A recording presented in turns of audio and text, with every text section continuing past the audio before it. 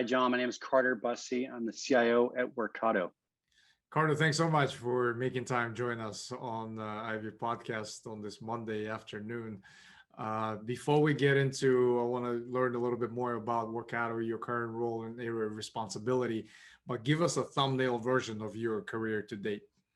Yeah, thumbnail version is, I'll start back, grew up outside Chicago, school at SMU in Dallas, got a job at Anders Consulting out of college, and they brought me out to the Bay Area, fell in love with the Bay Area, and the internet.com boom back in the day, joined the at-home network, merged with Excited Home, and then went over to Salesforce for 10 years, ran everything in IT at Salesforce, and then went to MobileIron, 8x8, Cohesity, and now I'm the CIO at Workato, but IT throughout my career.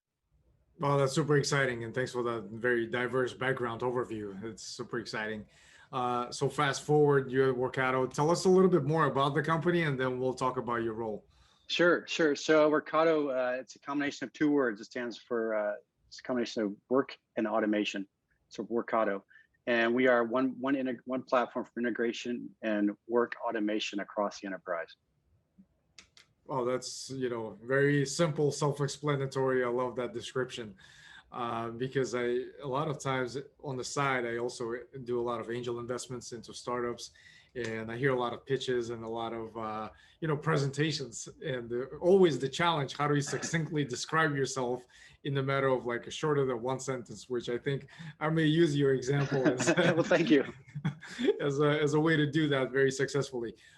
So you've been in tech for most of your career. Obviously now with Workato as well, you're overseeing the technology piece of this. Tell us a little bit more about what falls under your purview and where you're taking the company to. Yeah, John, I have kind of two roles here. This is nice. I make sure that Workato leverages the best technology to move our company forward. We are moving incredibly fast. We have great momentum across not only mainly people we sell to in IT, but also across the business. So we have great momentum and technology internally, but also what's the best use of Workato across our business, right? Because we want to be that model IT department. I actually call it business technology here. Business technology, we want to be a model business technology department to automate our entire, all of our work internally.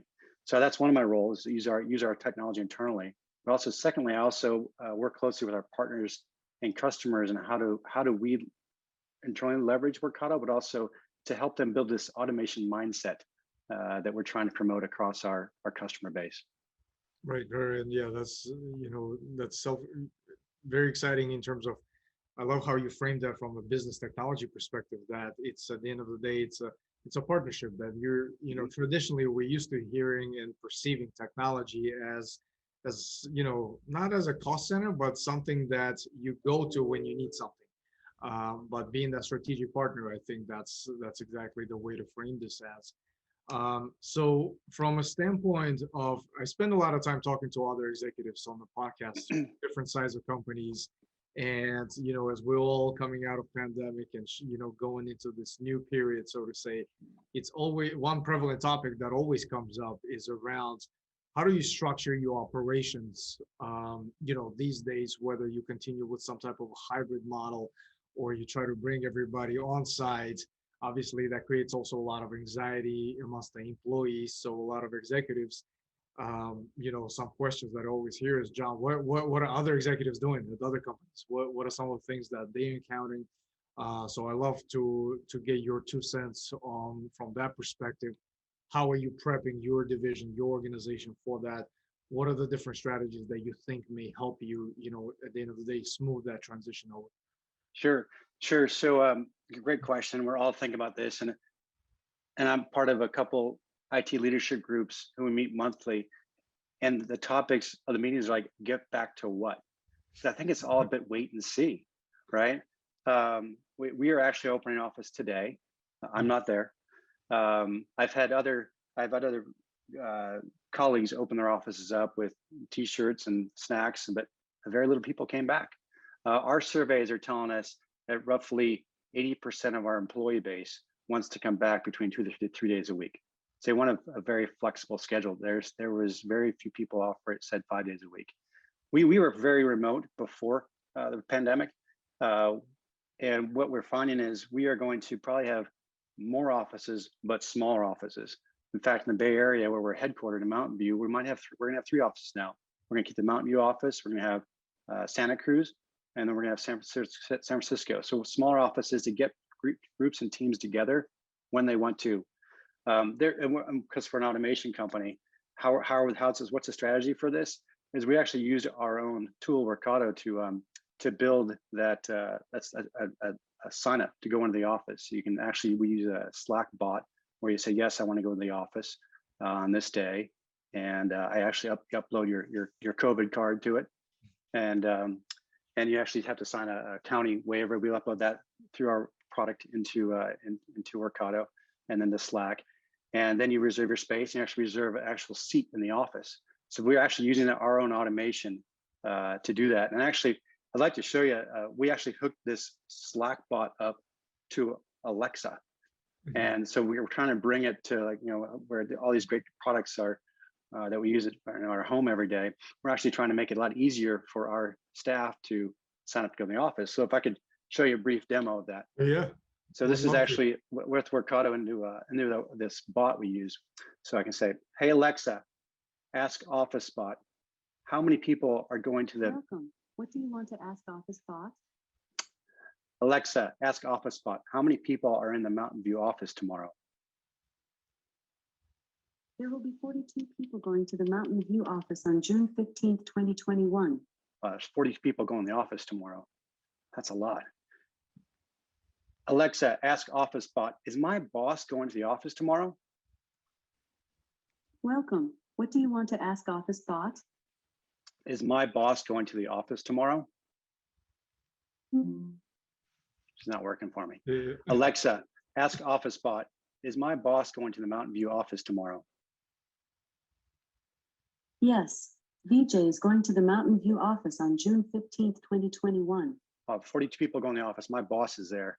Alexa, ask Office Bot to reserve me a space in the office tomorrow. I can reserve a slot for you at the SF, SG, MV, Denver, or Barcelona office. Which would you like? Mountain View. Carter, your space is reserved in the Mountain View office on June 15th, 2021. So Wow, that's super cool. That's great. And for our, just a quick note for our audio listeners, what Carter was basically doing is just holding an Alexa device and just asking your way as they connected that to, you mentioned through Asana, to create that workflow? No, to Workato, our product, Workato. And then actually attached to our HR database, knowing who's my boss, and then a database that we're keeping in actually Snowflake that tracks who's going to the office and when. Right. Wow, that's super cool, super exciting. Thanks for that demo. Definitely, probably going to get a lot of requests from other executives to demo something like this, which is super exciting. Yeah, but let me go. I'm sorry to interrupt you, but what Yeah. I think we'll have this, but I think what could bring people back is this, as my idea of like subscribing to somebody. So I want to know, hey, is John going to the office? Well, if John goes to the office tomorrow, I want to know that, right? Or if the marketing department, someone in the marketing department is going to go, I want to know that. I'm in IT, right? Yeah. I want to know when people go to the office because everyone's my customer. So I think we're going to start putting the idea of us subscribing to people or a group. Right. So start bringing people back in the office. That's great. I love that. Which leads me, you couldn't have set me up any better for the next question I want to ask you about innovation, because obviously, simple hack like this is very innovative in the sense to be able to streamline certain operations or processes.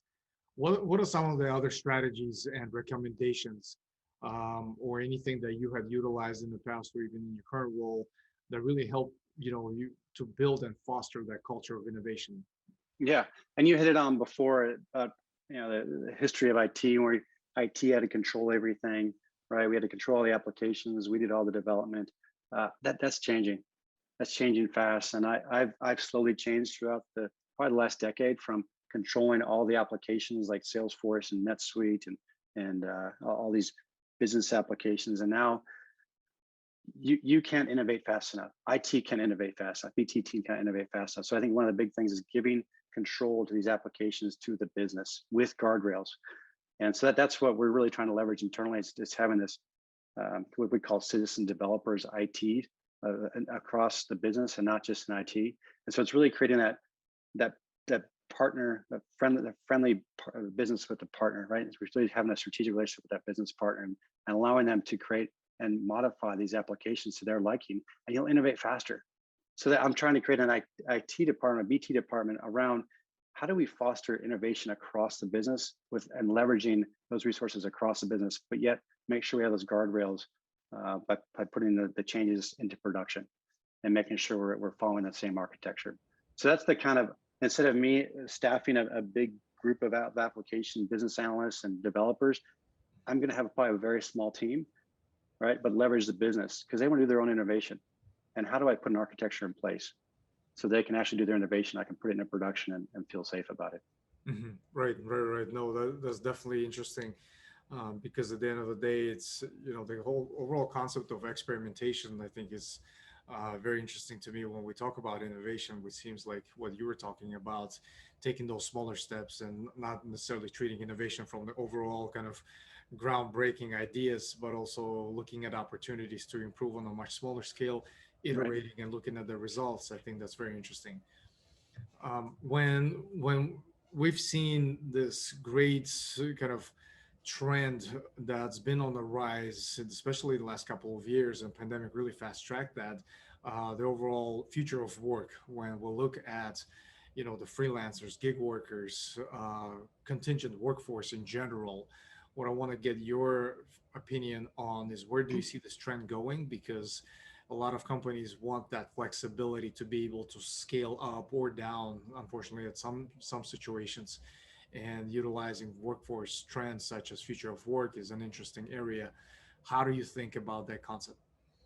You asked me pre-pandemic, and I was a bit old school. Everyone's in the office.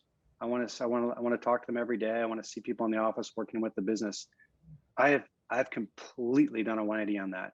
I can't believe how not only productive I've been at home, even with my 3 young kids in the background most of the time, but my entire team is productive. They seem happier.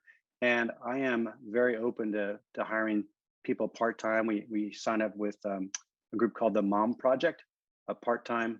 It's a nonprofit group that helps women who have had children and they're home moms, or they're all very professional moms. And we have one helping us part-time with our knowledge base, and it's working great. And I would have never thought about doing that pre-pandemic. So I only see the future of these contingent workers working. I work any hours, splitting up our tasks or our projects into bite-sized chunks to be able to use some of these contingent workers to do some of these projects. Mm-hmm. Right. No, those initiatives are very interesting. When we talk about overall trends, and they don't necessarily have to be within your industry, share with us, what are you most excited about these days? What are you researching? Any trends that look more interesting than the others to you? Yeah, I think you might have saw one of mine is using these consumer tools to really to improve the work-life balance of people in the office. That's the trends I really like to see about. Like, for example, turn on my sprinklers with my phone. Those are personally things that excite me, and I really want to. I try to bring those to our business and try to make, what tools can we put in place to give our business users tools to allow them to automate their process, to innovate. So I always look for those tools that are and applications that make it easy for our business users.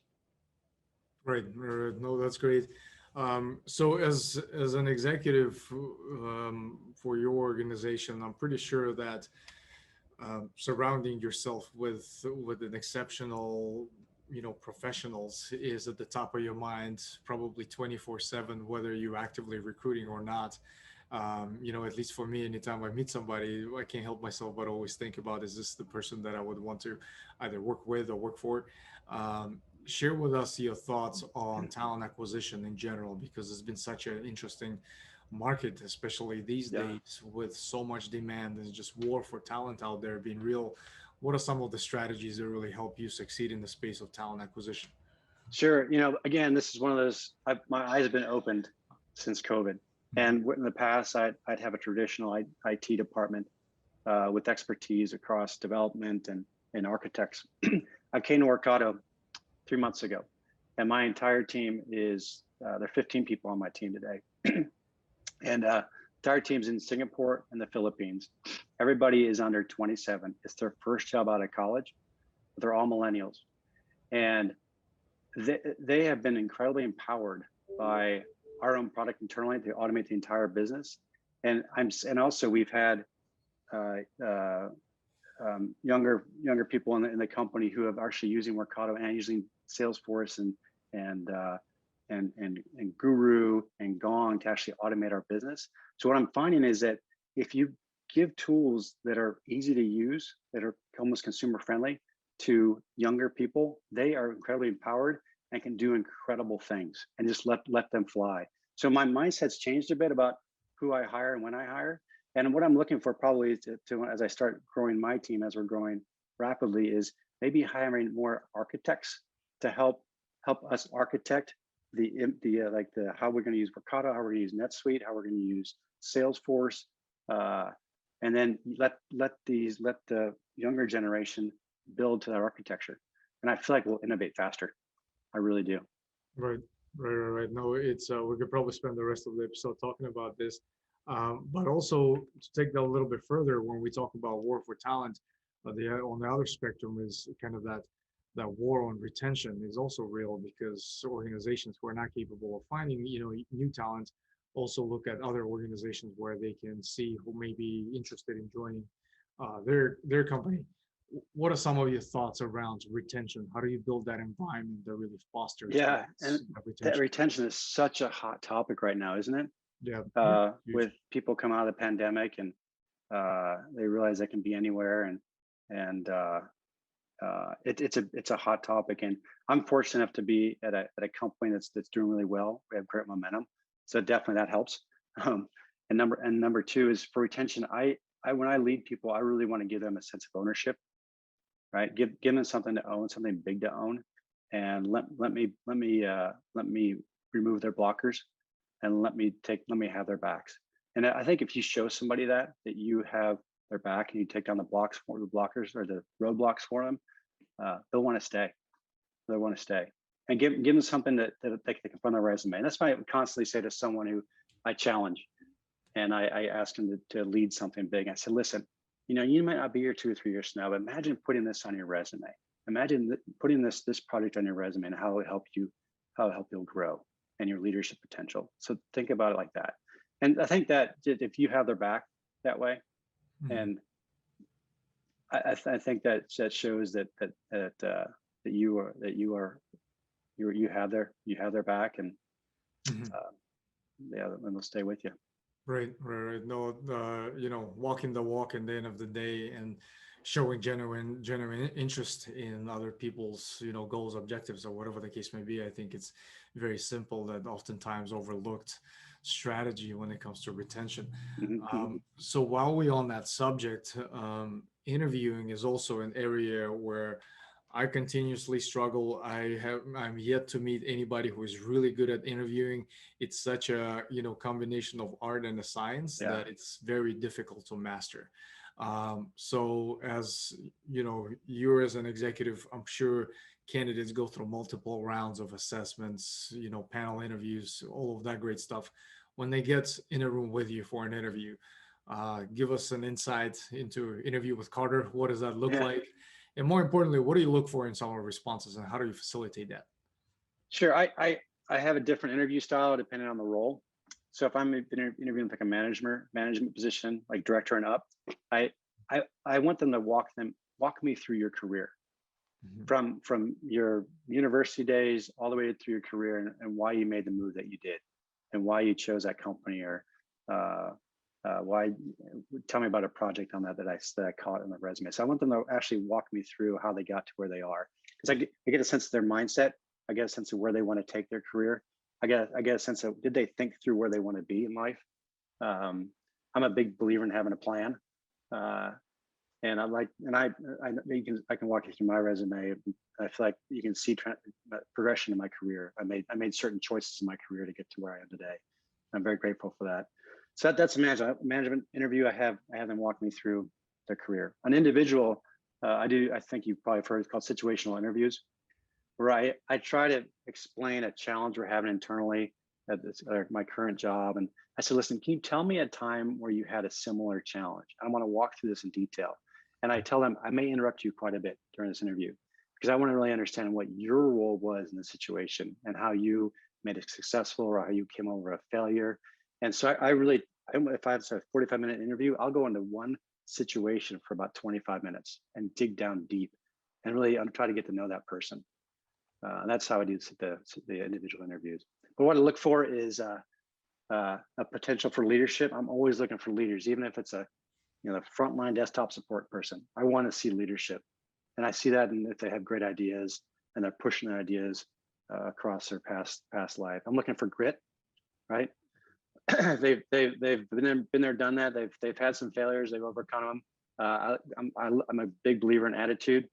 And you know what? If I talk to somebody and I'm gonna go have a beer with them, that's who I want to work with. I want to work with people who I really tend to want to enjoy spending time with personally.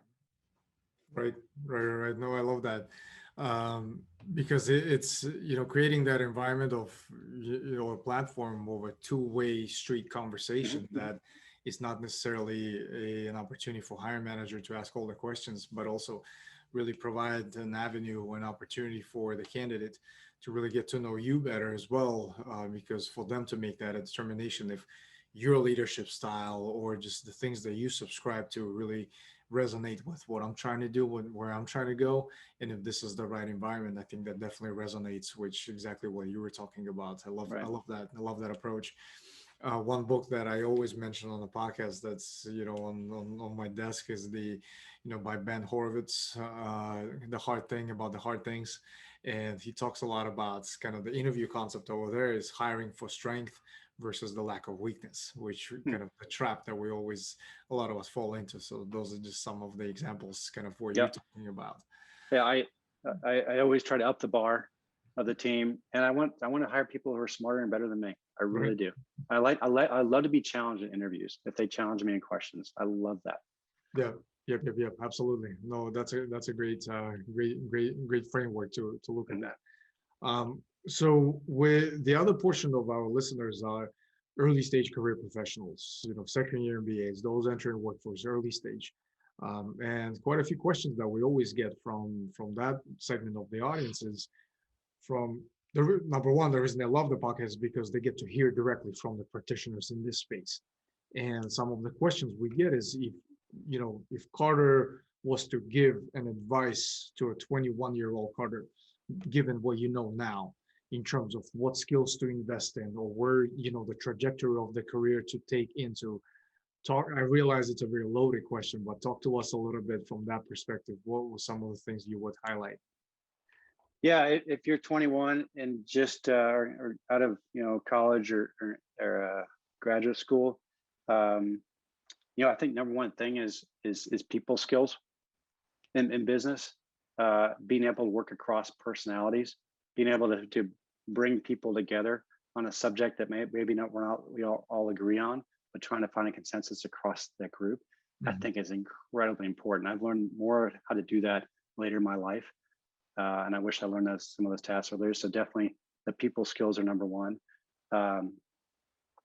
Number two is being ready for change and making quick pivots, right? Especially in the last, I've been out of school for 20 plus years. I'm not going to go into the exact number, but there were very few changes and pivots in technology and business decisions back in the day. With the speed and pace we're moving now, you may be doing something one week on a product product strategy, but then you get something else on the next week, and be ready for that, and gotta be flexible, and just get through that with a great attitude, because that's what we all need to pivot and change quickly in this. I live in this high tech Bay Area bubble, and there is constant change, constant pivots that you just got to be able to keep up with a great attitude. And even I work for the CEO, and it feels like every week I'm doing some different pivot, but hey, I think he's right. A lot of times he's right. Right. No, I love that. I love that advice, and definitely appreciate you being able to come up with somewhat of a concise response, because I realize how loaded that the question is. And in a sense, so being in technology for quite some time, I'm sure you've seen the industry go through different pivots, different changes. And in terms of the skill set that's required to stay ahead of the curve is also very important when it comes to technology. What are some of the things, areas where you see a lot of opportunity when it comes to specific technical skills to invest in moving Yeah, forward? I hear you. Let me talk a bit about myself first. Mhm. I ran every facet of IT at Salesforce, every facet, from the credit card system to take credit cards to the phone system to the data warehouse, everything. I was very reactionary and just kind of following orders for 10 years. And not until I got a job at MobileIron and the CEO Bob Tinker asked me, "Hey, Carter, we have this idea of business operations. We need you to automate the business for us. We're growing like crazy. We need to automate the business." And I actually got to learn the business, everything from how do we market to get the leads in the door, to work the opportunities, to close the business, to provision the business, then we support a customer. This is where IT and professionals need to get their heads around, is how does a business run? Because what the great thing I love about this role is I get to see the entire business, and I get to work with all those business leaders on how to make them better every day. So I think if you're coming out and you want to get into IT leadership role, is understanding every facet of a business. Right, right. No, I love that advice. And last but not least, this, the last portion of each episode, I love to focus on the sources that you utilize on daily basis for learning, self-actualization, Yeah. your overall content diet. Give us a insight into that, because with so much information being thrown at us, it's the strategies on how to be very selective, where you let your mind be exposed to. I'm very interested in that. Right. I have a couple networks in the Bay Area that we meet monthly, and there's about 60 IT leaders in these groups, and that's where I get the biggest source of information. Not only in the monthly and sometimes weekly meetings, but also in a Slack channel. We have Slack channels. Those are my trusted advisors for my technology decisions, maybe some governance thing we have to do. So that's why I find that. I tend to have some newsletters I go to, some go-to newsletters. CIO Dive, I listen to, I read quite a bit. And that's really, it's people and a couple of newsletters is where for my technology news. If I read something, I try to read non-technology, and I try to read fun things so I can just kind of let my mind go. I have 3 young kids, like I said, and work is it's a big workload. So when I read, it's not technology, not business related. I have to let my mind go a bit. Of course, I can definitely resonate with that. So when it comes to what are you reading right now, share with us any books that are really standing out. And is there a book that you always recommend to others, and why is that? Oh, wow. What am I reading right now? I'm reading a book. It's in my bedroom. I just started it. It's about a psychologist who was in the German concentration camps. It's very famous. I should know off the top of my head, so I'm not reading it. Sorry, I don't remember it. But what I recommend in getting into the world of IT is Mark Settle's book. Mark Settle is a 7-time CEO, and he wrote a book about IT and IT leadership. And he's actually a mentor of mine. So I highly recommend that book. He puts IT and running IT in a very pragmatic way. And there's no theories to it. It's like, here's what happens. Here's what's going to happen, and here's what you do to be successful. So Mark Settle wrote a couple of great books now around IT leadership. Oh, that was great. I love those recommendations. Definitely going to add it to my growing list of books that I'll continue reading. And for our listeners, we'll add those recommendations to the episode notes. Carter, can't thank you enough for your time today. It was a very short but insightful conversation. Personally learned quite a bit. What I love doing with all the guests is do a follow-up episode in about a year, see how much of change transpired, revisit the conversation from a year ago, and see if everything we talked about still makes sense. Okay.